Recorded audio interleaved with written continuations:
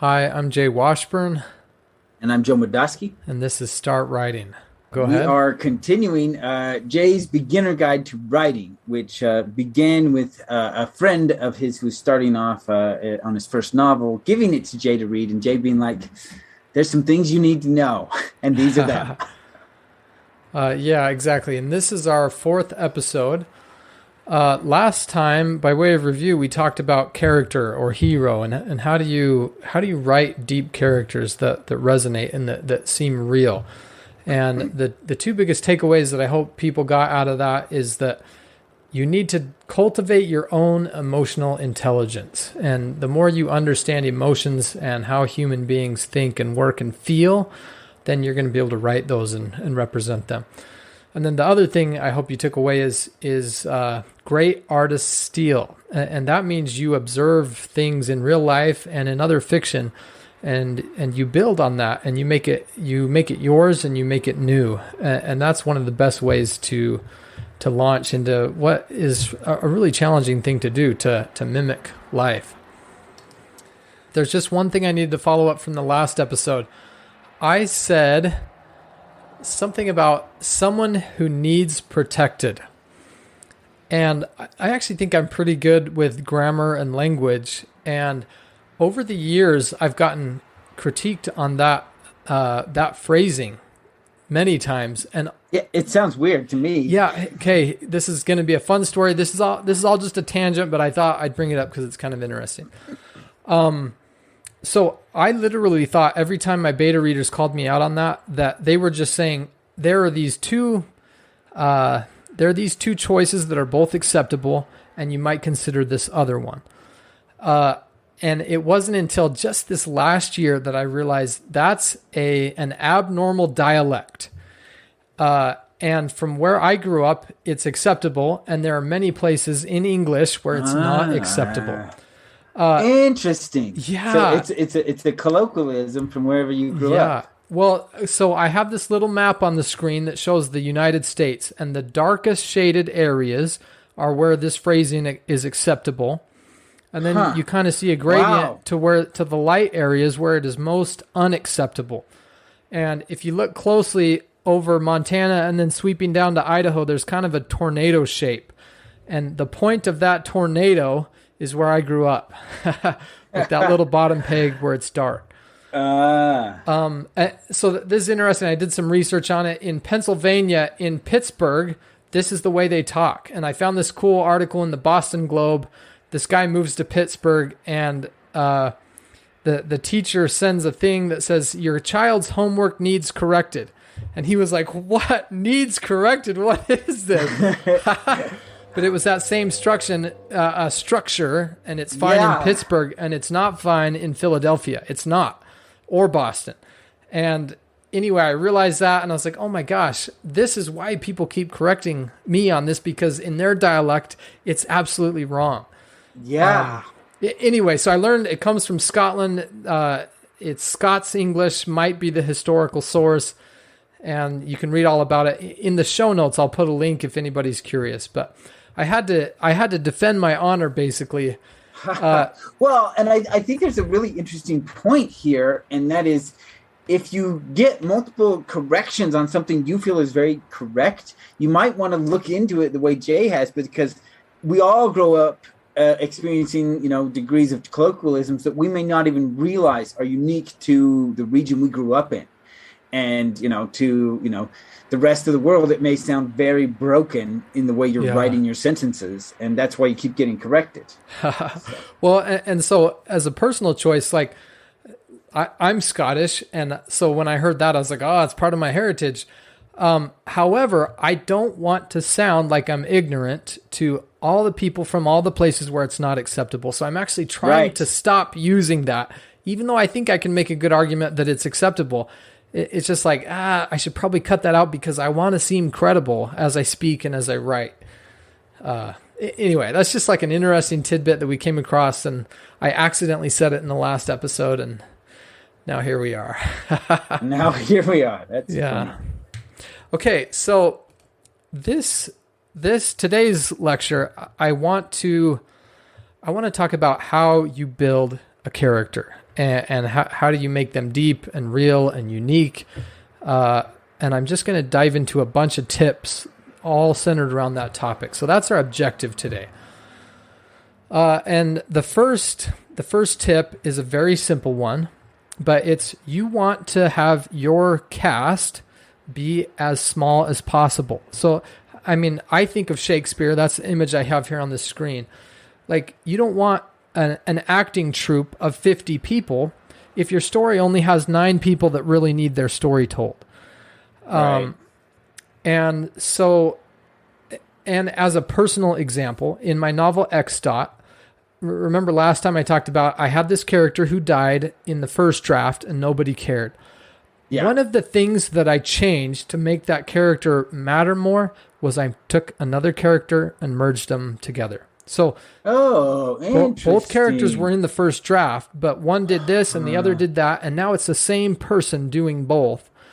And it just adds more weight. So, I mean, like you think of your friends or whatever, you're better friends with the people that you spend more time with. Well, that's not a hard and fast rule, but it enables you to become better friends if you spend more time with a person. And that's the same in your book. Like, this character got more screen time because the two characters became one. Right, yeah. Anyway, so that's tip number one right there. Make your cast as small as possible, and that will give each person in the cast more screen time. Yeah, that's a good tip, to condense your characters down. I can't remember if I did that in Song of Locke, but I did do it again in Star Child. There was a point that suddenly I just, oh my gosh, these two characters could be the same person. So did we cover this before? Because I know we talked about Seinfeld and Kramer. No, well, we didn't cover this specifically, but we've kind of skirted around it, I think. Okay. Okay, so the next thing I want to talk about is making your characters distinct. And on screen in Hollywood, it's really easy to do that because they're played by two different people, right? It's not easy in a novel. And let's say you have two secret agents. Your reader's imagining them with suits and ties. They're the exact same character unless you do something to help distinguish the two. And one might be physical characteristics. So I have this image from the man from U.N.C.L.E. up here. One doesn't wear a white shirt and tie, and the other does. One's tall, one's short. You can distinguish them physically, but also through personality. And another image I have up here is Avatar: The Last Airbender. And I think they do a stellar job of making their characters seem very unique. We have Aang, the Avatar, who's so lighthearted and fun-loving. And then we have Sokka. He loves fun, right? But it's a different tone of loving fun. And he's always trying to make jokes. And he's also very serious about solving problems. He's coming up with these crazy ideas to try to fix things. He's always wanting to fix things. And then we throw in Toph. Toph's like this short and blind and stubborn and grumpy. And every single character is like this in the show. And they're all very distinct. And that's a very important thing to do as you're building your characters. So, you did mention like making them distinct, like and even showing these differences here. One of the things I always think about when I'm writing a scene is if I'm dealing with non-central characters, a character that's just there for the scene. They're at a restaurant, maybe there's a hostess, maybe there's a waiter. And so whatever I do is I flip the gender of whoever these non-essential characters are from whoever is the character taking up the most scene, just because that lets me use the short pronouns he, she. Oh, I like that. And avoiding a lot of name repetition because the genders are flipped and it doesn't matter, right? The gender of this character who's just here as a filler in the scene, it's not relevant. There's not a romantic interest in there or anything. And so it just really helps me, split them out from whatever character I'm dealing with very easily without creating confusion in the readers. And so it's like, if the main character in that scene is a male, then the waiter's a female, and vice versa. Awesome. Just quick, easy solution to avoid confusion there. That leads into the next slide, but let me say a couple things first. So I have these 3 Legos up here. One is Merlin, and he's the classic wizard, right? He's from I don't know, 1000 AD or something. Very old legend. Actually, probably, I'm sure it's earlier than that. And then Tolkien comes along and writes Gandalf, right? And Merlin was a mortal, although not an ordinary mortal, but he was a mortal. And Tolkien sets Gandalf apart by making him essentially a demigod or something that is above mortal. And he's just, his power is simply awesome because of the way Tolkien distinguished him from this former prototypical wizard, right? And then, so I think J.K. Rowling then had a very tough job to follow that up, right? And to me, what she did with Dumbledore, I mean, it's the same pointy hat, it's the same beard, right?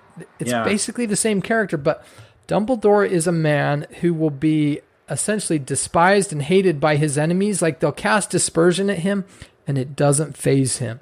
And like, as powerful a wizard as he is, it's his heart that is the true magic, like the kindness that he expresses toward the evildoers or the people that have been shamed in the past.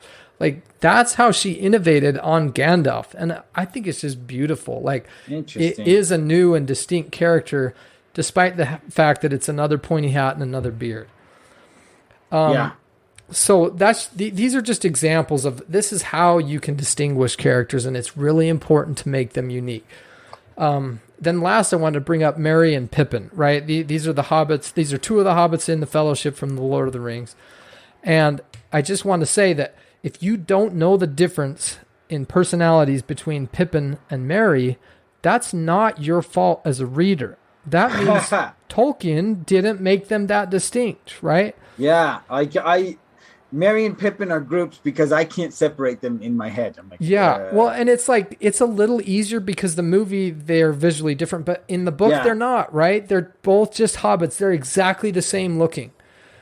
And that leads me to the next point here.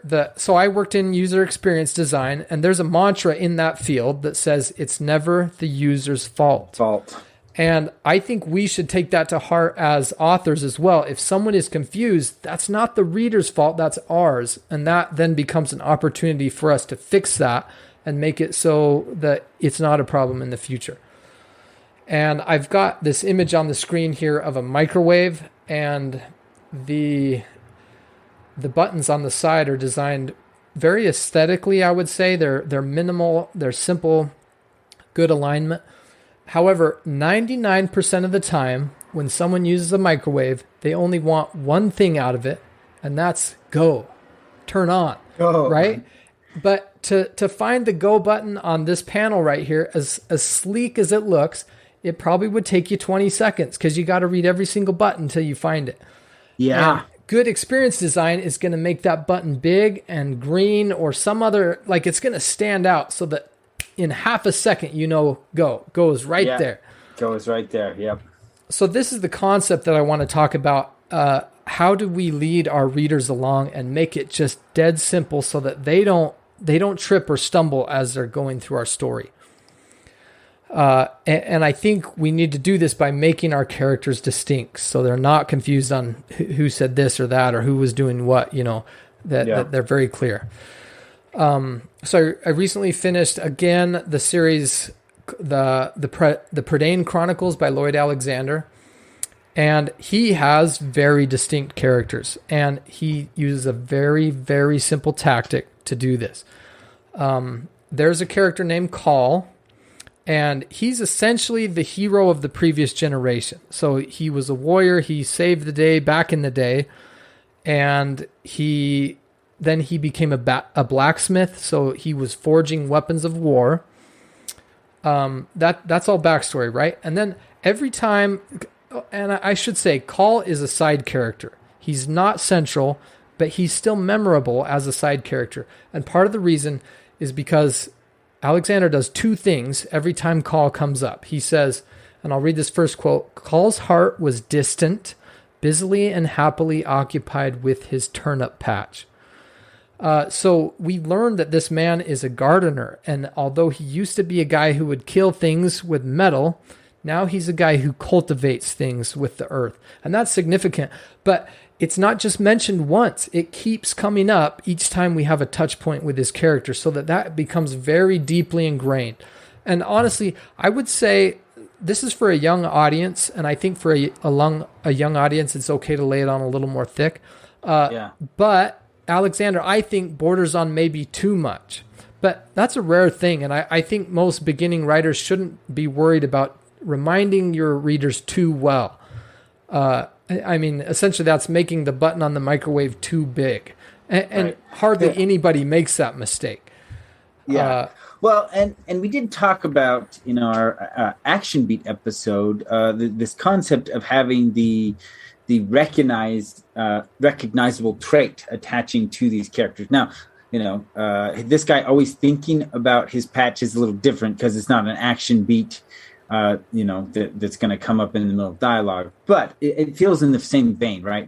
He's created this identifiable trait and attached it to this character. Yeah. And so that's like a personality trait that is pointed out. He also has, the stout farmer had lost his helmet. His bald crown was scratched as if he had plunged headlong into briars. So these two things are commonly mentioned with his character, that he's a gardener and that he's bald. And that makes him visually stand out and memorable. And I noticed, so I recently did an MBA, and so I met a ton of new people, all my classmates. And I noticed that when you meet them, it's like, oh, that guy, he's the class clown. That guy, he's the Star Wars fan. And that guy, he's the weightlifter. And these are like these really simple tags that stand out. And they're not everything there is to know about that person, but they're a significant and a memorable thing. And that's what we want to do with our characters. And that doesn't stop us from going deeper later, but to just kind of have these simple tags that it's easy to remember, oh, this guy, he's the Star Wars fan. I think that goes a long way to help to make it easy for your readers. Yeah. So recently I've been kind of diving into more anime, and one of the things they do well and they do a lot is just backstory. Like if you've ever watched like a series of anime, like for every episode of actual main plot, there are like two episodes of backstories for the central characters in that main plot. Wow. And and so what it does is it builds a deep understanding and connection to the characters. I just noticed that they do that a lot, and that these backstories are really where you can carve the uniqueness of your character, right? You want to pick an incident in their life that is interesting, right? Essentially, what you're looking for is a standalone short story of this character that tells us something about them that is relative to the plot happening now. And, if you pick these moments well, they're standalone and they're great and they really strengthen these characters. So, and you're saying like one of these flashbacks would be a whole episode? Yeah. So like maybe you've got these two guys who are fighting each other and they enter the ring and they're about to start. And then we get episode 1, which is the backstory of one character. Yeah. Episode 2 is the backstory of the other character. And then episode 3 is their actual fight. Do you have a series you recommend? Not specifically. Like they do it a lot. There's a lot of different series. I think the biggest series, as far as just popularity goes, where you see this a lot, is Naruto. They do it all the time. I mean, Naruto is backstory. I haven't listened to watched a lot of anime, but I'm trying to think. I think I watched one called The Last Exile that was really good. And I feel like there was one other, but anyway. Okay, yeah. So, essentially, what I'm saying is that you can build these simple touch points, and then for the characters that you want to go deeper into and do this backstory thing, for example, then it leaves room to do that, and your reader is now attached to them from this simple tag or whatever. Which honestly is sometimes kind of a stereotype, and I think that's fine to establish the character. I recently read Dune, getting ready for the movie, and I know, and this is about world, but honestly, just imagine the world as a character, or remember that the braid means these are all three woven together. But so Frank Herbert, 3 times in, I think, roughly the first chapter, he has the same phrase: Arrakis, Dune, desert planet. He repeats that 3 times, and this gives you the name of the planet. It helps solidify it, so you remember. Okay, it's called Arrakis. It's nicknamed Dune, and it's a desert, right? And so this is like the simple stereotype of the planet. And then the whole rest of the novel, you go to Dune and you see the details of the planet, right? But he early on attaches you to it to just say, look, you know its nickname, you know what it's like there, even though you don't know the details. And I think essentially the tip that I hope you take away from this is that it's okay to be repetitive. You might go too far, but don't worry about that for now. Just start repeating things enough that your readers get it, and it's very solid and very clear. Okay, let's see how we're doing on time. So I love this. There's an author and blogger named Larry Brooks, and I have his storyfix.com up here. I learned some really cool things about plot from him, and we're going to dive into, that's the next lecture if we get through all this today. But I wanted to go through this simple description, he has these 9 questions, and there are a few more that I'll share with you in the show notes. But it's basically a character sketch. It's a way for you to start fleshing out what your character thinks and feels and what matters to them. And I wanted to take you through this in relation to one of my characters, because when I did, I came across, I had I guess you could say, a profound realization. It changed the character. And so I just kind of want to take you through that story. And this is part of your homework. I don't know if you're doing the homework, but I'll send this to you and you can do this on your characters. And I mean, let's say you have 8 or 9 characters in your novel. I would guess one of them, at least, is you'll suddenly realize, oh my gosh, there was this thing about them that I just hadn't considered till now. Okay, so the first item, write a 10-word description of the character. So I wrote, Knack, so this is from my novel Star Child. Knack is a rogue pilot who stole one of the galaxy's rarest spaceships. Okay? So I feel like half of that's the description, and part of that is just his backstory, right? Okay, well, so you're saying that you want a physical description. Well, I guess, yeah. Based on the directive, it felt like you abandoned the course halfway through. Like, well, no, that's fair. And it's so funny because you can go deep on character. And the document I'll share with you has this short version, but then there's a long version, and it's massive. There's like 100 questions that you ask about your character. And yeah, I think physical description is actually really cool. I think that's why the Avatar characters work so well. I mean, like, you got a short one, you got a tall one, you got one with a scar. And I think making them stand out physically is actually a really important point, Joe. And I don't really cover that here, but yeah, I think you're right on the money.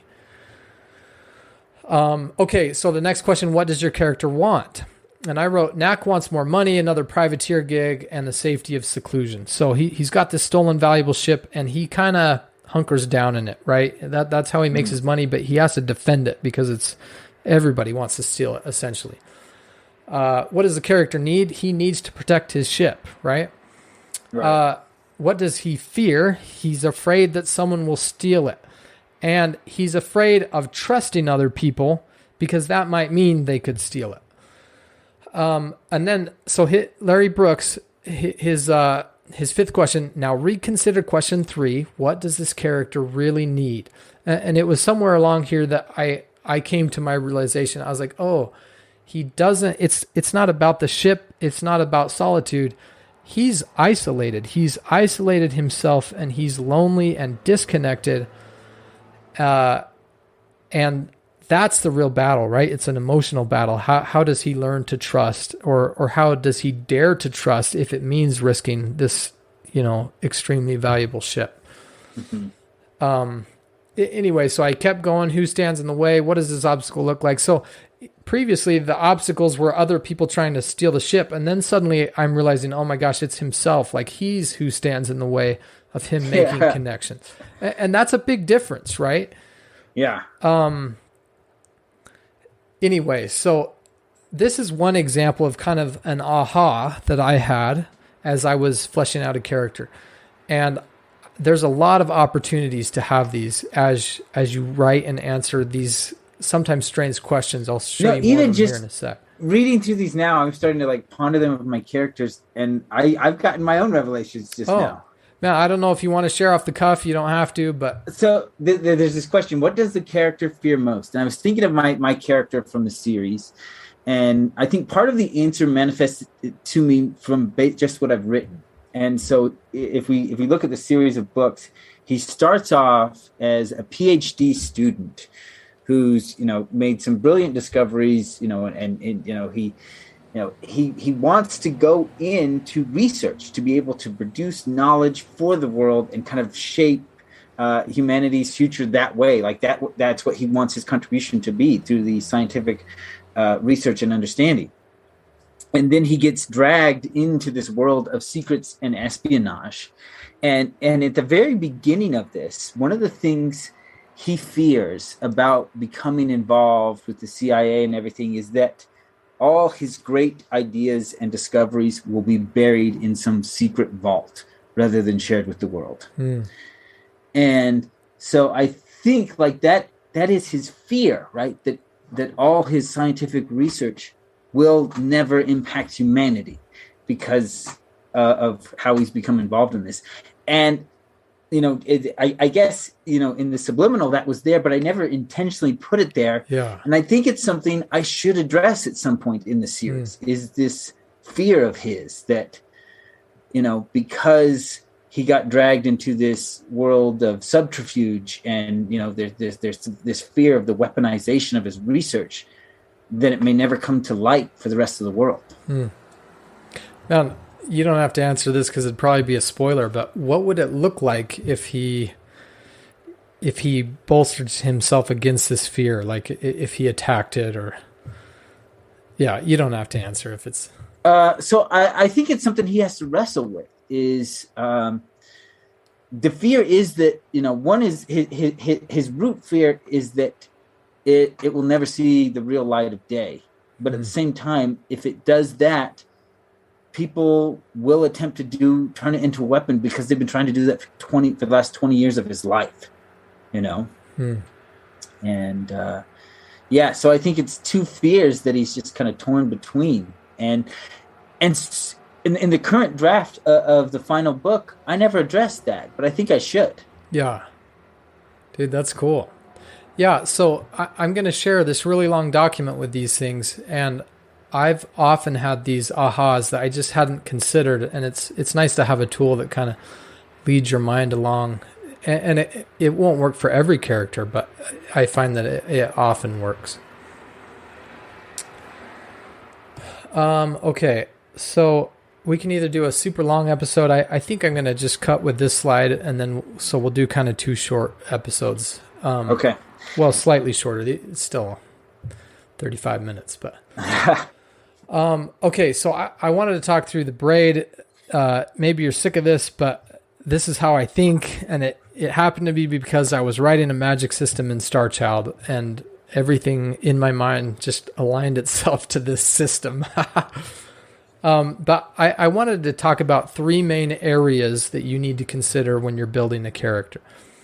And so the first one is vision. That means like what's in their mind, right? Their thoughts. And so this means their knowledge. What do they know? What have they learned? What do they believe? And why do they believe that? What is their history and their past? What are the things they want? What are they afraid of? What are they good at? And what are they bad at? For me and Joe are characters here because we're not good with the numbers. But having something that a character is not good at matters. And having them be really competent at other things matters. And with vision, you're setting up the past for this character, their mindsets and stuff. But that makes it so that your character can then go from that place that's been clearly established and move to another place. So they believe this, now they believe that. They knew this, now they also know that. And this journey is important, and you can only have a journey if you've made it clear where they're coming from. The second one is initiative. And so if the first one is mind, the second one is body, right? And that means they need to be proactive. They need to do things. They need to be striving. And it doesn't mean that they're, the perfect Stephen Covey, every habit of their life is perfect. It means with one important thing that's related to their story, they need to be striving. And I feel like this is a mistake that newbies make a lot. They have a character and the plot just happens to them. And they're like, oh my gosh, what am I doing here? And now this, and they're swept away and captured and whatever. That's not good. They need to have something that they're striving really tirelessly to solve. And that's going to make people like your character. I think a great example of this is Frodo in The Lord of the Rings. At first, he is picked by circumstance, right? Someone else asks him. And he says, I wish the ring had never come to me. But then later he gets to Rivendell and he sees what's going on. And then he's proactive and he says, I will take the ring to Mordor. And that moment he becomes a hero, right? And every hero in every book needs to do this. When you're writing, make sure that your hero takes initiative. Again, not on everything, but on something, and something that matters for your story. Okay, and then the last one is spirit. So if we've got mind and body, the last one is heart, right? This is their emotions, and they need to be likable. Your readers need to like your characters. There are some exceptions to this, but I mean, this is the beginner's guide, right? You need to make it so that your readers are rooting for your hero. And Joe, in another episode, has taught these points. I'm just going to cover them real fast. The first one is pet the dog. That means your character needs to do something relatable. Like, oh my gosh, dogs are cute. If I saw a dog, I would pet it. And then the other one is save the cat, right? And that means they need to do something good. They need to do something heroic. They need to be making the world better. And these two things, pet the dog and save the cat, are going to make it so that your reader roots for your hero because they have empathy. They feel a resonance with the character. So I think we covered this in our Save the Cat, or maybe we didn't, and because it happened after. But I was discussing this concept with my writing group, and the idea of Save the Cat, and a guy in it was like, "Huh, I just saw the movie Coco," and he says, and in the beginning, the little kid kisses his grandmother on the forehead. And immediately I was like, any kid who kisses his grandma is a good kid. It's like, that was Pet the Cat right there. Mm-hmm. And it's a very simple one, but well done, Yeah. Man, and I think that's part of what makes it so well done is there wasn't this big thing where he had to go do this heroic thing. It was just, here is a kid. And, sometimes kids are weirded out by old people, and he was totally okay with it. And he liked and loved his grandmother. And that was enough to pet the cat. Yeah. Yeah. Dude, that's awesome. Yeah. So, and the point is now we like Coco. We empathize with him. Okay. I lied. I'm going to do one more slide and then we'll wrap it up. So, okay. And I'm going to kind of cruise through most of this. I wanted to point out how Paul Atreides has these items of the braid. Like we know that he's his mom's a Bene Gesserit, his dad's a duke. He has a lot of responsibility laid on him, and he essentially steps up to the plate. Right? He's a princely, or maybe I should say kingly, hero. Like he steps up, he takes initiative, and I think we do like him. Maybe weaker on the emotional part, but. One thing I wanted, this is mostly a pet peeve, I guess, that I wanted to hint at here. We talked about how important it is for the reader to feel empathy. And Paul Atreides is like a future king, essentially. A future duke. He's a prince. And I think most of us, the majority of the world population, don't have that kind of heritage that we're stepping into. And this is kind of I would call this trope the chosen one. And we see that with Anakin Skywalker. We see this with Harry Potter. J.K. Rowling knows what it's like to be famous. Like, she can't go to a grocery store because people are going to be pointing at her and saying, oh, there's the boy who lived, basically, right? And she taught us what that is like through Harry Potter. But to me, and again, I'm just kind of mentioning this as a pet peeve, because I think it's easy for a beginning writer to say, oh, I'm going to write about the chosen one. But to me, that actually creates distance between the hero and the reader, because I think most readers don't know what it's like to be famous. They don't know what it's like to be pointed at in the grocery store or whatever.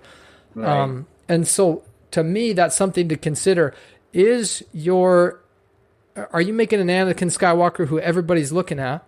Or are you making Frodo and honestly, this connects me with Frodo, but if you look at the Fellowship, Frodo's the weakest. Or tied for the weakest with the other hobbits. But he's the weakest of the Fellowship. And to me, that makes him, that gives me empathy. And that makes me like him, because it's like, oh man, that's just like me. I'm just a regular dude. Like, I can't live up to this. And it's cool to see him step in that role as a regular dude and live up to that. Well, and I think, I guess for me, the reason Frodo was chosen to carry the ring is because he lacks ambition, right? All the other members of the Fellowship are these great heroes, and they became great heroes because they wanted to be the great at something. And it was that striving that made them these great heroes. But at the same time, that is what makes them unworthy to carry the ring, because that ambition in them will turn corrupted by the ring. Yeah, totally. And so you said he lacks ambition. I would like to just frame that as humility, right? He's not trying to make himself into the steward of Gondor or anything. He just wants to live in his hobbit hole. But yeah. Okay, so in the show notes, I'll link to the document. I actually don't have a homework slide because I was planning to go on a little more for this episode. But that wraps it up for today, and we'll dive more into characters next time. And we're going to talk about how to build a villain as well, which I think will be really cool. I think that's a really essential character. Cool. Okay, if you have nothing else, everyone, thank you for listening. It's time to start writing.